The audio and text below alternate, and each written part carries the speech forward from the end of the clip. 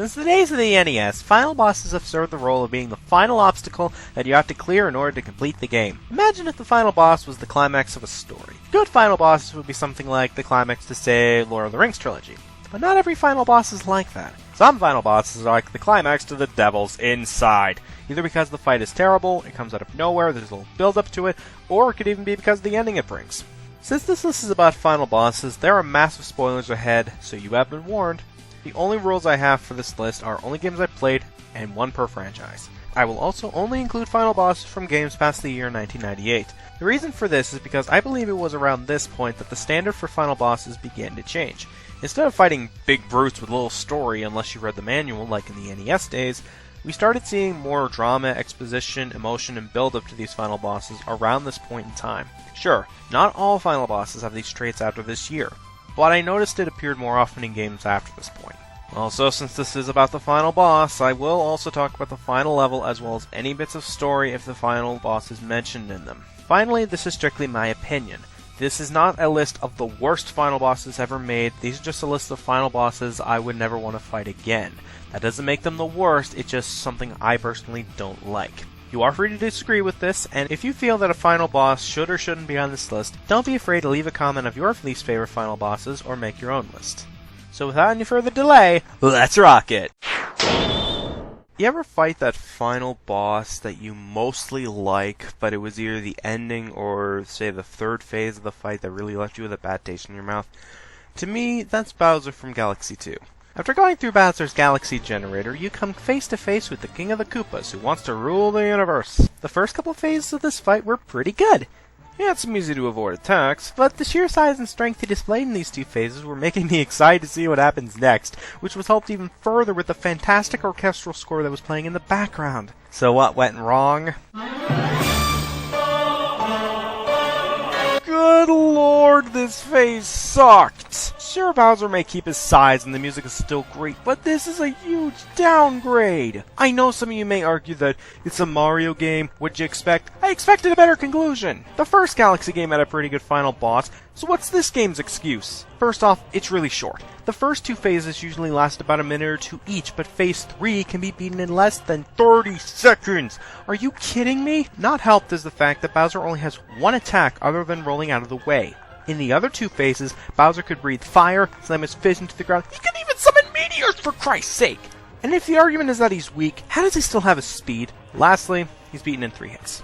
I never understood the point of making Bowser die in 3 hits in the new Mario games. It just makes Bowser seem really pathetic when you look at it. Yes, Bowser dies in a couple of hits when he was on the NES, but I cut it some slack since that was one of the earliest final bosses. This, on the other hand, was made in the 21st century. At this point, that excuse doesn't fly with me. I'm not asking for health as big as Yee's Matt, but this comes off as making the King of the Koopas look as tough as the Koopas that Mario crushes in the main game. But why isn't this any higher? Well, because it was only the final phase that really pissed me off. The rest of it was pretty good, which is more than I can say compared to the rest of the bosses on this list. But now it's time to get off the medication, because now it's time to get negative.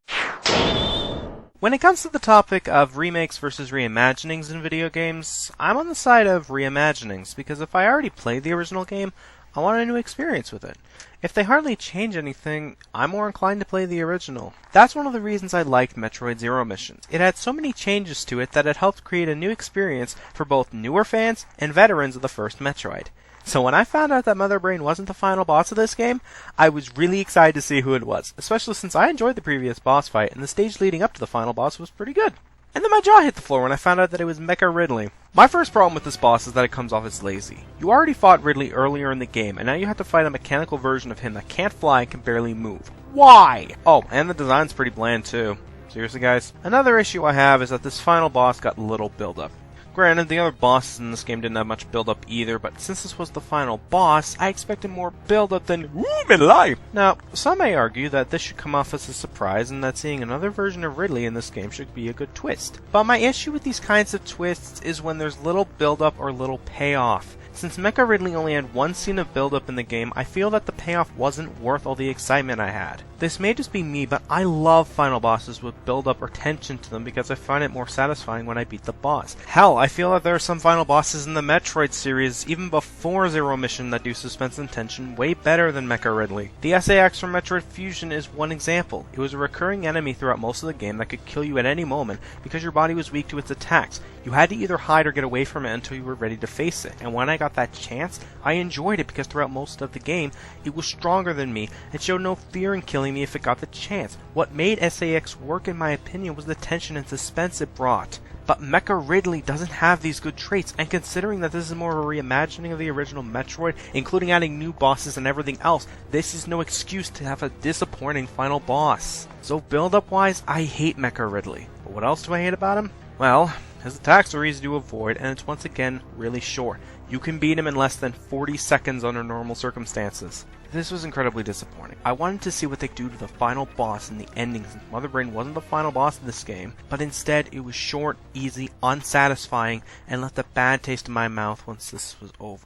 The Bittercold from Pokemon Mystery Dungeon Gates to Infinity. Throughout the game, you find out that a mysterious lifeform/body who's created from negative emotions is trying to destroy the world, and it's up to you to reach the top of the Glacier Palace and stop it.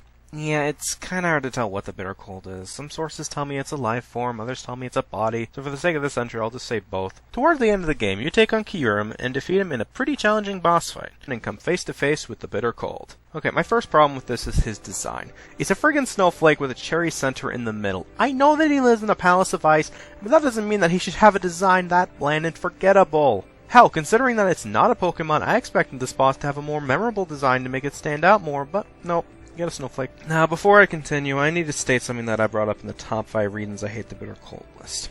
I bitched that it was stupid to fight the Bittercold alone, but now that I thought about it, I realized that since your partner was a Pokemon, he would suffer the effects of the Bittercold since it was created from the negative emotions of Pokemon.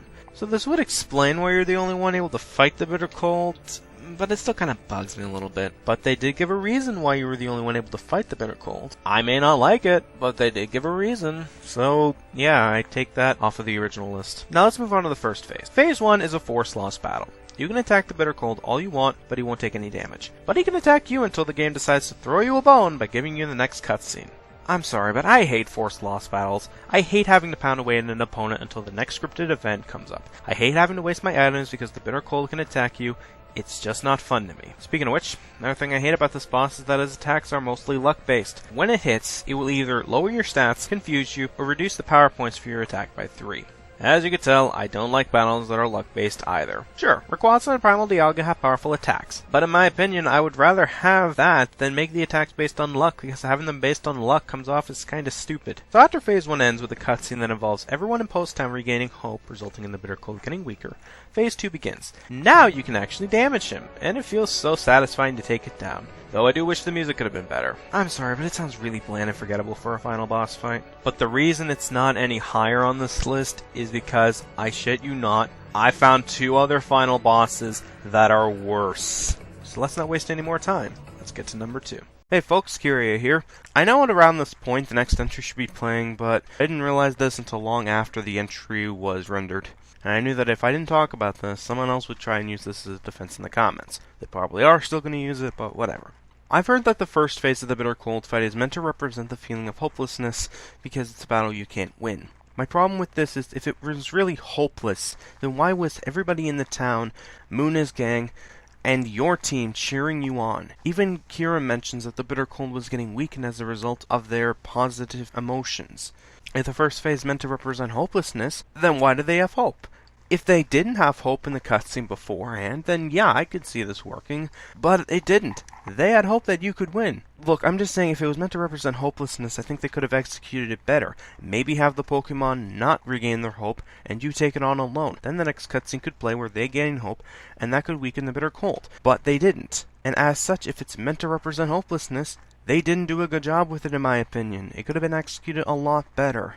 Okay, so that's all I needed to say. Move on to the next entry. So what's worse than a boss that I made a friggin' countdown on? A final boss that comes out of nowhere and blows harder than hurricane winds. In Megaman X6, we got a new villain to stop. A Reploid scientist known as Gate. He He was running the show from the beginning of the game until the end, creating the nightmare virus and ending the lives of many Reploids. So naturally, I was excited to kick this guy's ass, and despite my issues with the boss fight, he was pretty satisfying to take him down. Alright, Gates beaten! Let's roll the credits and... Seriously? So, what's wrong with this? Well, how about the fact that Sigma wasn't even mentioned once in the game until now? And you wanna know why? He was killed by Zero in the last game! So, build up?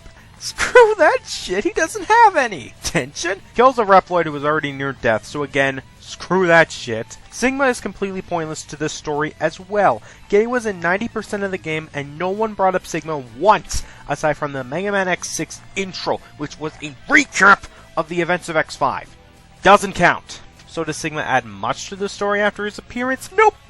Not even the ending mentions him. So again, what is the point? You know what? Screw it. Let's move on to the battle. Now, most Sigma battles are usually easy in the beginning, but as the phases go on, they get harder. But in this game, both phases are pathetically easy. This doesn't feel right because the previous bosses in Gates' lab were either really cheap or really difficult. So how do we go from that to this? Phase 1 of this fight has Sigma walking very slowly towards you while also shooting attacks that are incredibly easy to dodge. It's also really short. Is Phase 2 any better? If anything, Phase 2 is even worse. First off, that design looks ugly. It looks like a giant ape mixed in with an incomplete mech, and the colors make it look worse. The way that it mixes brown, pink, and gray together makes Sigma look less threatening. Sure, the music is good, but the attacks are once again easy to avoid, it's really short, and this fight is anticlimactic. This is pathetic. In previous games, Sigma had more of an importance to the story, and the actions that he did made the battles all the more satisfying. I didn't get this feeling when I took on Sigma in X6, on top of all the other things I complained about earlier. The feeling that I got when I took on Sigma is more like that feeling you get when your old dog tries to walk towards you, but it keeps collapsing whenever it tries to move its legs. And like coping with that dog after it dies, I think it's time to move on. When people talk about bad final bosses from the Sonic series, it seems to be an almost unanimous decision that the Time Eater from Sonic Generations blows more chunks than the aftermath of a frat party. Sure, you might find some fans of this fight, but they seem to be few and far between compared to the ones that hate him. While I do agree that the boss sucked, it's not my number one. That final boss may be bad, but all it really did was ruin an anniversary. At least the Time Eater wasn't designed to be the finale to a character arc that started in 2001. That's right, folks. My number one, least favorite, final boss is Black Doom / Devil Doom from Shadow the Hedgehog. Good lord, where do I start? First off, I hated Black Doom to begin with. I thought he was a poor leader, his plans were terrible with them only working if Shadow worked with him, voice was irritating, his regular boss fight is one of the worst in the game, he makes my friggin' blood boil, and the fact that he's partially responsible for wrapping up Shadow's story arc that he has had since 2001 is sickening. Yes, folks, Shadow the Hedgehog was meant to be the final game to wrap up Shadow's character arc after he saved the planet in SA2 and lost his memories and heroes. We don't count Sonic 06 because that's supposed to be a reboot and the game sucks dick. So does this game do it justice? Not even close. At least to me. First off, in order to get to the final chapter, you have to get 10 endings first. That's right, you have to play through this game 10 times. You better believe it wears me down after a while. So what do all these endings mean? Jack and shit. They are all non-canon endings because after you get them all, the final story is unlocked and you get the true ending. The only thing that comes out of those 10 endings are that Shadow has all 7 Chaos Emeralds, which Shadow apparently needs to uncover his past. But he can't hold on to them for long because Black Doom shows up and wants the Chaos Emeralds for himself. Sonic and friends show up on what I assume to be the Black Comet and tell Shadow that Black Doom is trying to destroy Earth. Black Doom goes on to explain how he's trying to save the humans from going extinct, which I find pretty stupid since he's been responsible for putting the Black Arms, his own people, on a path to extinction. So Black Doom takes the Chaos Emeralds with some vaguely explained powers and begins his ultimate plan. So what did Black Doom need the 7 Chaos Emeralds for? Teleporting the comet down to the planet. You know, in the past, the 7 Chaos Emeralds were used to power a god of destruction, a planet-busting cannon, and 2 strong robots. So this plan comes off as a downgrading comparison. Seriously, what the hell? After that, Black Doom decides to explain Shadow's origin story. It turns out Black Doom was responsible for creating the ultimate life form, and he did it in exchange for the 7 Chaos Emeralds. But then it gets stupider. So, what's Black Doom's plan to save the humans from going extinct? Turning them into food for his soldiers, aka making them go extinct. Friggin' dumbass. But it gets worse. Remember when I mentioned that this game was meant to wrap up Shadow the Hedgehog's character arc? Here's how it gets resolved. I am Shadow the Hedgehog. I've left the past behind me, No one can tell me what to do now. I will destroy you, Black Doom! Yeah, that's right. One of the main points of this game, getting Shadow's memories back, means absolutely nothing now. Oh sure, he found out who created him, but that's about it. This comes off as a slap to the face, because as a former fan of Shadow, I was up to see how this was wrapped up, and now that I have seen how it's resolved, it freaking pisses me off. Moving on to the stage, they decided to use a similar design to the level Final Haunt as their final level of the game. This stage is designed for you to use Chaos Control, especially since certain parts of the stage will not allow you to advance unless you activate Chaos Control first. This stage is not that fun to go through, but it will probably take like 5 minutes to complete the stage, and it's not as insulting as the cutscenes before and after this stage. I wish I could say the same about what happens next. So Shadow appears in Black Doom's chamber, tells him he's going to kick his ass, and then Black Doom pulls a psych and paralyzes Shadow because according to Black Doom, we are more alike than you think. The same blood runs through our veins. Yeah, keep this in mind for later. We then cut to the Chaotix, who are trying to do something for the Ark. After some comedic banter, a message from Professor Gerald plays. He explains that Black Doom was going to destroy Earth with the Chaos Emeralds, still comes off as a downgrade to me, and also explains that the Eclipse Cannon can be used to destroy the Black Comet. And then Shadow breaks free from his mind control, and Black Doom says that he is immune. First off, if he was immune, then why did we see him suffer the effects earlier? And second of all, if mind control could be broken that easily, then what was the point of using mind control in the first place? Could we just cut to the boss, please? First off, oh my god, that design looks terrible! He looks like the bastard love child of a harpy and an inbred freaking dragon! Second off, the music is crap. It may be the theme song of the game, but that does not mean I can't complain how unfitting it is. It's bland, boring, and it's so forgettable that I end up turning off the music to prevent me from falling asleep. Another problem I have with this fight is that it gets really repetitive, really fast. To beat Devil Doom, you shoot his eye on one side of his body, and then you shoot his eye from the other side. Lather, rinse, repeat. Does he at least try and counter your attacks? Well, if you get close to him, he'll teleport away.